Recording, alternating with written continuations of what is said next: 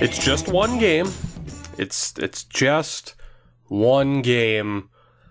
But oh my fucking god, what a game. Oh my god, oh my god, oh my god. I know better than to be excited from just one game, but with how the last two seasons have ended for the Bruins, for this season to begin like this, it is a godsend. It is literally a godsend because Brad Marchand is my Lord and Savior. 5 points for Brad Marchand, as if that contract wasn't friendly enough. I mean, people have slowly begun to realize just how good he is, especially non-Bruins fans who remove that dirty tag, or the fact that he plays for the Bruins to begin with.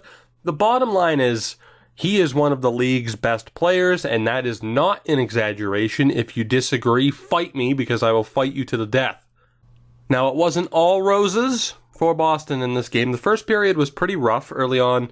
Colin Miller and Torrey Krug really slacked at the blue line. That allowed Alex Wennberg to take the line. He fires a shot and beats Tuukka Glove's side, and yeah, that was a brutal play. The defense needed to be more aggressive, and that's just not a shot that you expect to beat Rask, and I'm sure he feels the same way.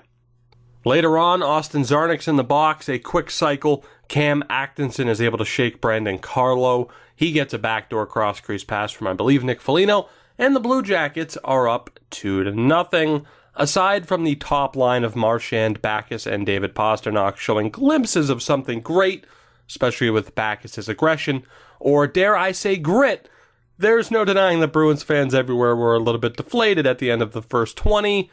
Am I allowed to say deflated at this point as a fan of New England sports teams? Second period, it all turns around. David Pastrnak gets the Bruins' first goal of the year. He had the last goal of last season and the first goal of this season. Columbus blows 2 chances to clear the puck, and Marchand, with some slick stick work, steals the puck behind the goal, stripping it off of rookie Zach Werenski. He finds David Pastrnak in front, and he chips it past Sergei Bobrovsky. Marchand, excellent on this play. And Pastrnak, there's a lot of pressure on him this year, especially now that he is on the top line, but he looked far from out of place, and again, it's only 60 minutes, but he looked far from out of place in this game. Aggressive, poised, defensively responsible. He played like a mini Brad Marchand. And speaking of Brad Marchand, he continued to take over the game, but defensive errors continued to plague the Bruins throughout the first half of this game. It's what we were all afraid of, especially with 2 rookie defensemen in the game. Even Colin Miller, who doesn't have a ton of NHL experience.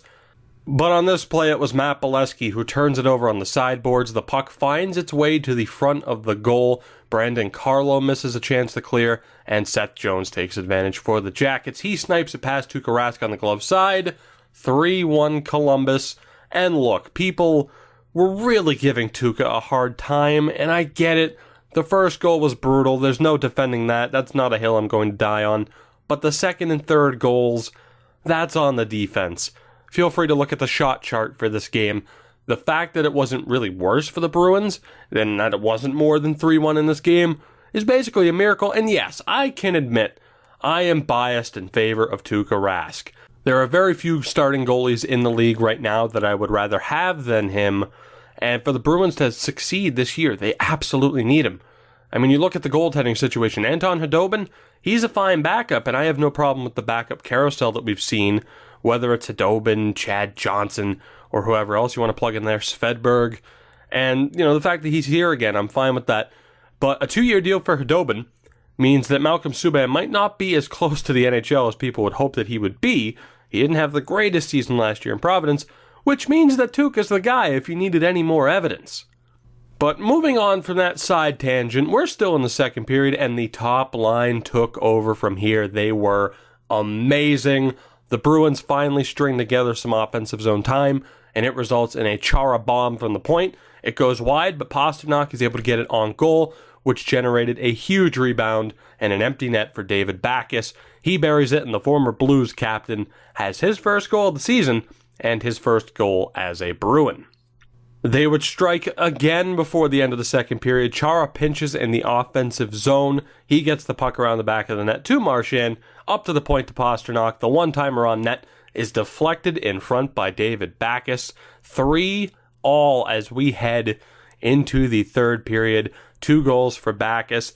And then guess who shows up in the third period? Guess who takes over? My Lord and Savior, Brad Marchand. He steals it in the defensive zone, gets the puck back to David Backes. It's up to Pastrnak for a breakaway. Bobrovsky makes another big save on Pasta. But there for the rebound is Brad Marchand. 4-3 Boston. He is literally Jesus on skates. And he'd prove that later. Brandon Carlo makes a play in the defensive zone. Gets the puck to Marchand. Outside, inside move. Hands a rookie defenseman for the Jackets his jock. He gets into the slot. Fires it home. 5-3 Boston. Pasta would add an empty netter. And the Bruins win their season opener 6-3 in Columbus. What a goddamn game. This game was a roller coaster, and I wouldn't exactly say that anybody had a bad game. Despite the 3 goals against, Rask made some big stops down the stretch. John Michael Lyles was a shot-blocking machine. Oh my god. He led the team with 6. They had 23 block shots overall. David Backes was great, of course. He was abysmal from the face-off dot, which is kind of concerning. I mean, the plan isn't for him to be a center this year. It's to be a winger, I do believe. And, of course, he wasn't originally scheduled to be on the top line. He was abysmal from the dot, but that can be forgiven, even though he plays winger or center. And even the players that weren't in the spotlight in this game were at least decent. Like Jimmy Hayes was relatively quiet, if not, just invisible. Riley Nash and Dominic Moore both had solid two-way games, responsible defensive play, good aggressiveness. Then you had a big group, Zarnik, Spooner, Acciari, and Heinen, who were all pretty much invisible out there, unfortunately. Penalties from 3 out of 4, with the exception of Spooner, were basically their highlights. And, I had someone like Matt Bolesky, not his best game as a Bruin, but we'll leave it at that because we're in a good mood. Defensively, Miller and Krug, not terrible outside the first goal. Carlo, not terrible outside of the Seth Jones goal. Lyles was a rock. Chara was effective on both sides of the puck. Is he as good as he was when he was 34? No, but that doesn't... that's not the discussion right now. And Rob O'Gara didn't look out of place.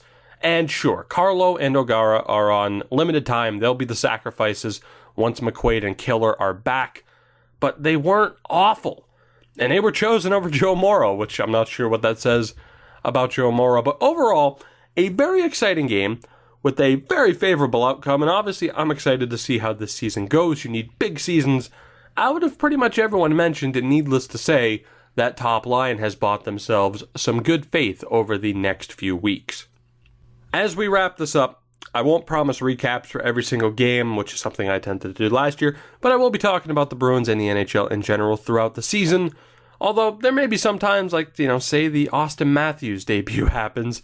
I mean, why should I make a video on that? What can I really say that hasn't been said? He scares the hell out of me. Saturday scares the hell out of me, but we'll see what happens then.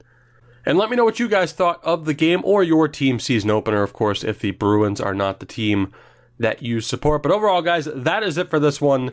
A very good start to the season. If you enjoyed this episode, make sure to hit that like button to help support my channel. Subscribe if you haven't already to continue following what I do here on my channel. And I will see you guys in the next one.